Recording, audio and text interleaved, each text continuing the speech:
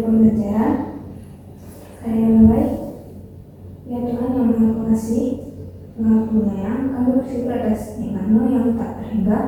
Berikanlah kami ilmu yang bermanfaat, hati yang bersih dan juga lapang untuk menerima pembelajaran, serta kemampuan untuk memahami dan juga mengamalkannya dalam kehidupan sehari-hari.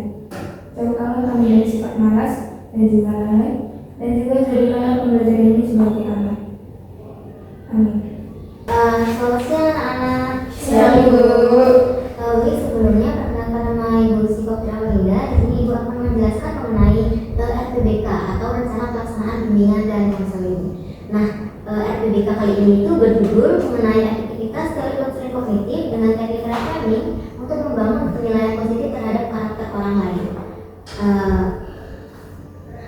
Di dalam RPBK ini ada tujuan khusus. Tujuan khususnya itu yang pertama adalah peserta didik itu harus dapat memahami arti dari penilaian positif terhadap karakter orang lain dengan beberapa indikator-indikatornya, yaitu ada kejujuran, tanggung jawab, dan kepedulian.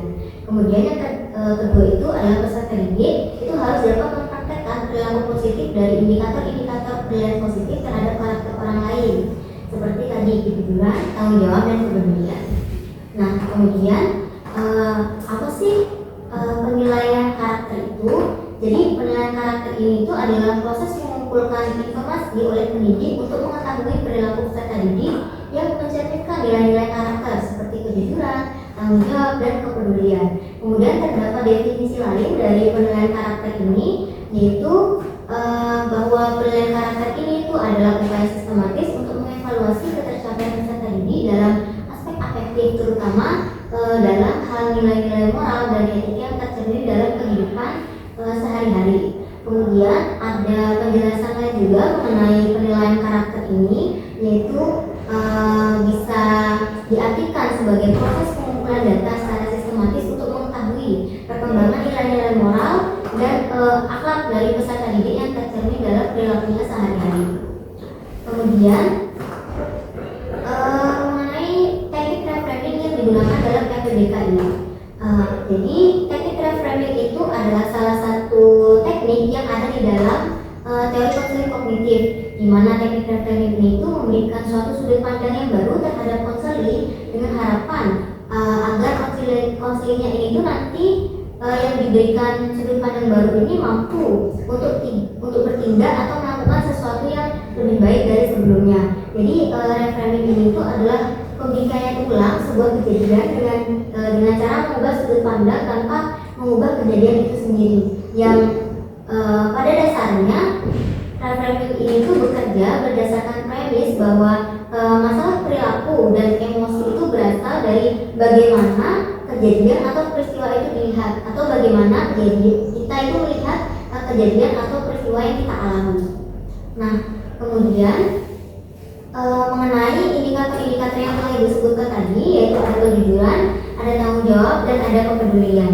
Yang pertama itu ada kejujuran, di mana kejujuran itu adalah sikap mengatakan atau bertindak sesuai dengan kenyataan tanpa menipu, menyembunyikan kebenaran ataupun berpura-pura. Jadi orang yang jujur itu nantinya dia bisa dapat dipercaya karena apa yang dia katakan itu pasti benar, tidak bohong, dan dia itu bisa diandalkan kata-katanya. Kemudian yang kedua itu adalah tanggung jawab, di mana tanggung jawab ini adalah sikap siap menerima dan menjalankan kewajibannya serta dia mampu menanggung akibat dari perbuatan yang telah dia lakukan sendiri. Jadi orang yang bertanggung jawab itu dia akan dapat menyelesaikan tugas tanpa disuruh dan tidak lari dari masalah yang dia hadapi. Kemudian kepedulian. Jadi kepedulian ini adalah sikap perhatian dan mau membantu orang lain atau lingkungan sekitarnya tanpa pamrih. Nah, orang yang peduli tidak cuek terhadap kesulitan orang lain. Itu orang yang memiliki kepedulian. Ya, setelah pemaparan materi dari saya selesai, untuk yang membacakan doa penutup mau untuk Cantika yang membuka, yang sudah membuka tadi, atau teman-teman yang lain boleh? Saya hadir. Ya, silakan. Di sini saya akan memimpin doa untuk penutupan. Saya mulai. Ya Tuhan, kami bersyukur atas ilmu yang telah Kau berikan. Ampunilah kesalahan kami selama belajar, baik yang disengaja maupun yang tidak disengaja. Walau menyala tekad kami untuk terus belajar dan menjadi pribadi yang lebih baik.